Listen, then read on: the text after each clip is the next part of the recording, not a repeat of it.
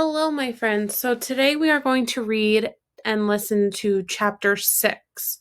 Before we talk about chapter 6, I just want to recap and go over chapter 5, Mean Lady Ming, where we left off.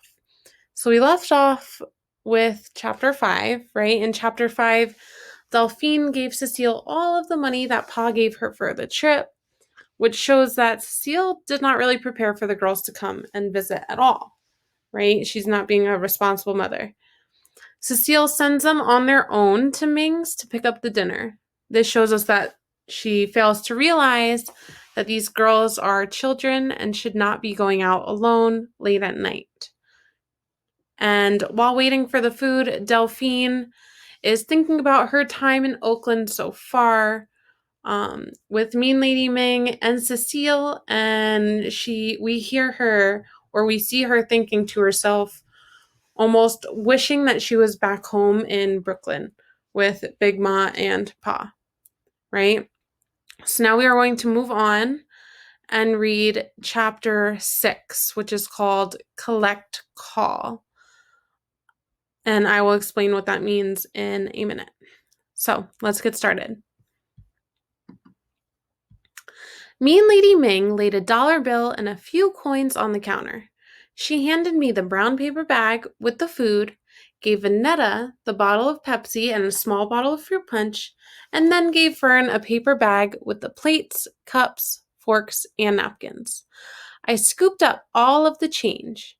There were at least 2 dimes in coins, which was enough to call home to Brooklyn Collect. Now we know our title of the chapter is Collect Call, and we see here that they're calling home Collect.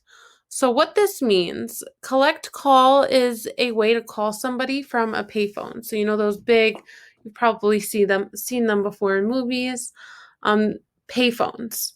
So if you go into a payphone without putting money in, the telephone company actually connects you to who you are trying to reach.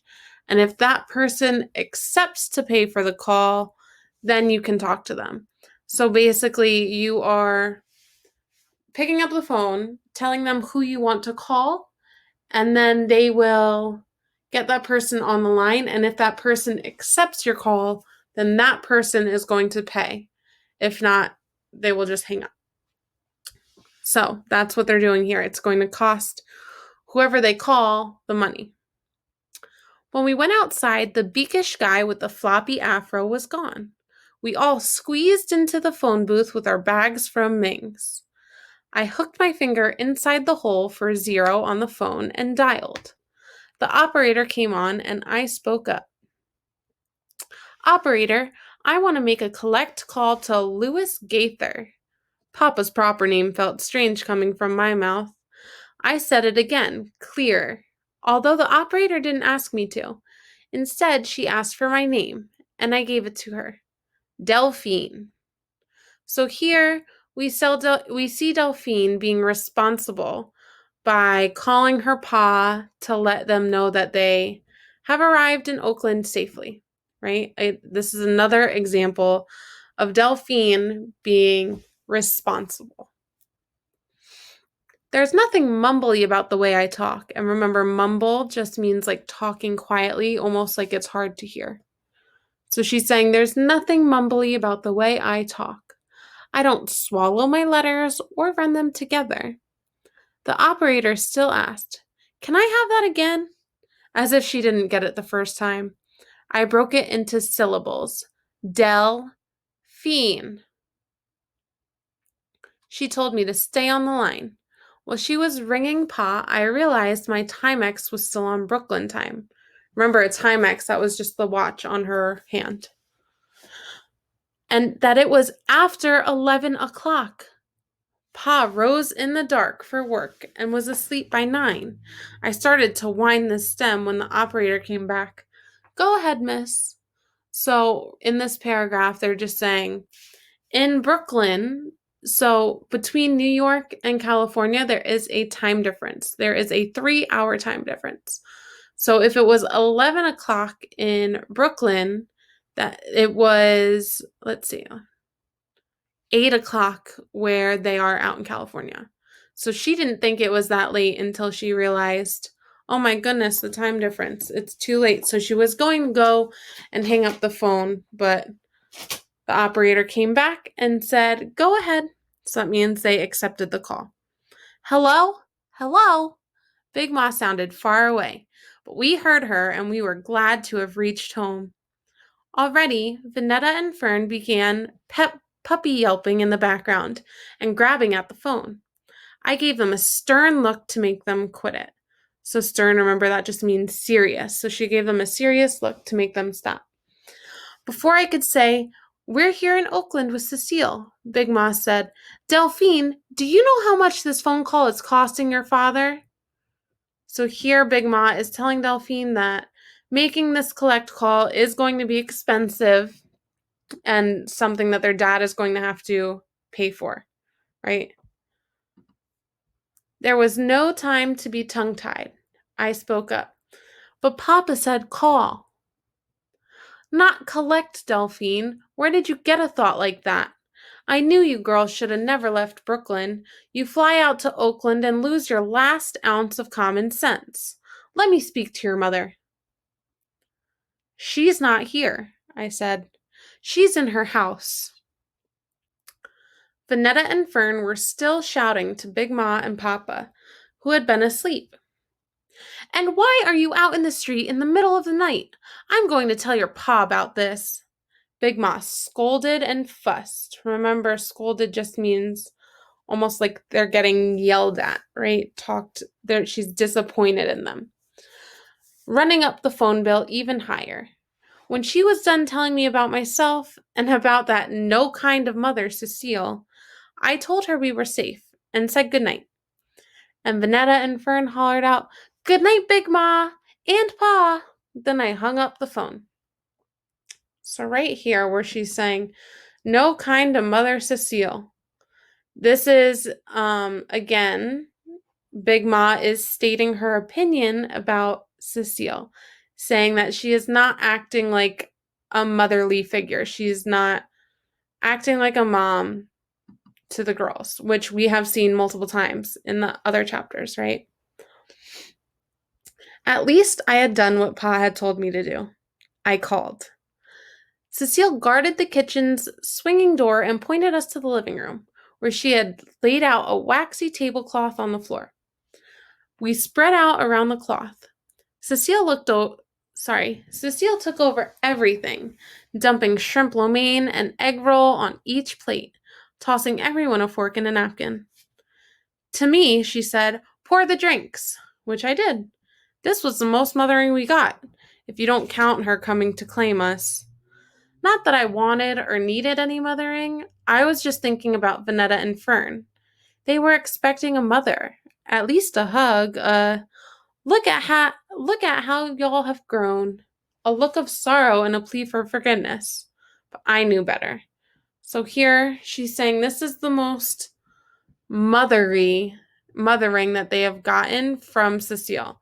This is the most she has acted like a mom to the girls.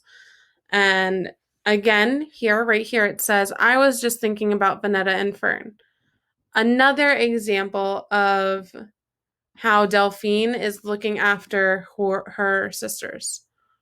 Okay. At least that was one thing Cecile and Big Ma had in common. Big Ma had no forgiveness for Cecile, and Cecile had no need for it. Mean Lady Ming had thrown in a pair of chopsticks. Vanetta and Fern eyed the wooden sticks and formulated ideas about turning them into hairpins, play fight swords, and pickup sticks. So formulated, that's another vocab word. That just means almost like created. They designed an idea, came up with an idea about turning these chopsticks into hairpins, play fight swords, and pickup sticks. Cecile ended all of that when she broke the sticks, joined at the top, rubbed them against each other like she was kindling twigs for a campfire, and then wrapped noodles around them and shoved the noodles, shrimp, and sticks into her mouth. We were all staring. We had never seen anyone eating with chopsticks other than on TV. We'd never seen colored people eating with them. And here was our mother eating with chopsticks, like the Chinese men that I had read about who worked on the railroads. She ate hungrily, setting no type of table manner examples for us, her daughters. So, right here, it's saying how Delphine and her sisters were surprised to learn that their mother knew how to eat with chopsticks. They thought that only Chinese people knew how to eat with chopsticks, and that this is crazy that their mother knows how to eat with chopsticks, just like how the Chinese men do. So, this is something new that the girls had just learned about their mother. Cecile knew our eyes were on her. With a mouthful of food, she said, "Thought y'all were hungry." We picked up our forks and ate. When we were done, Cecile grabbed everything that hadn't been used: soy sauce, spicy mustard, her fork, an extra cup that Mean Lady Ming had thrown in. She told us to stay right there while she brought everything into the kitchen. So we stayed put. I thought she might want to talk to us, find out how we were doing in school, what we liked, what we didn't like, if we ever had the chicken pox or our tonsils taken out, right? This is all normal stuff that mothers would want to know, right? Especially if they haven't seen their child in a long time. But it sounds like Cecile did not really care. She did not ask any of those. She kind of just sat there, ate her dinner without really talking. While I thought about what I'd tell her, we heard a knock on the door. Then another loud knock. We jumped up to look through the curtains, but Cecile came out of the kitchen.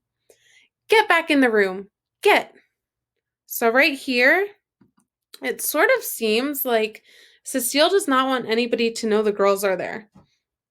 Maybe, I don't know why, maybe she's ashamed of the girls. Again, if we think about that second chapter, how she was, or third chapter, when she was dressed like a secret agent, right? With the big floppy hat, the big sunglasses. She didn't really want to be seen with her girls. So maybe this is another example of that. We don't know though, for sure. So she said, "Get back in the room. Get." And we did. But I had caught a glimpse through the curtain. I had already seen 3 people in dark clothes with afros. And remember, we saw a man with an afro earlier in the phone booth, so maybe he's one of these men or one of these people.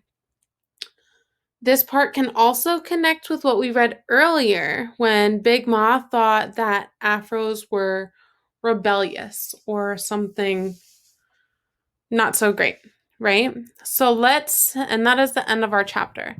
So we are going to go back and recap chapter 6. So the chapter that we just read was chapter 6, Collect Call. Now, it started off when Delphine called Big Ma and Pa collect. Remember, a collect call is just Big Ma and Pa, they paid for the phone call, not the girls. And they called to inform them that they arrived safely to Oakland, Connecticut. I'm sorry, oh my goodness, Miss Kempton's all over the place. They arrived safely to Oakland, California, right? So here we see Delphine being responsible. Again, here's another example of her being responsible.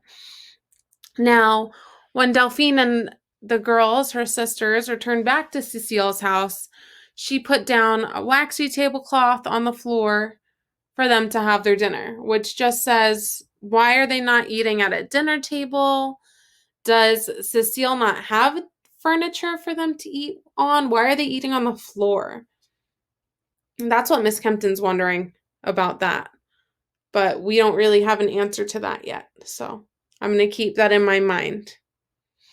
And then we also see when Cecile goes back to the kitchen while the girls are waiting for her to return, Delphine and her sister, they got scared, right? They heard a loud knock on the door and they tried to peek out the curtains to see, but Cecile kind of rushed the girls back to their room, said, "Go on, get back into the room, get." Almost like, it seems like she's trying to hide them, but we don't know why. So that is all for chapter 6.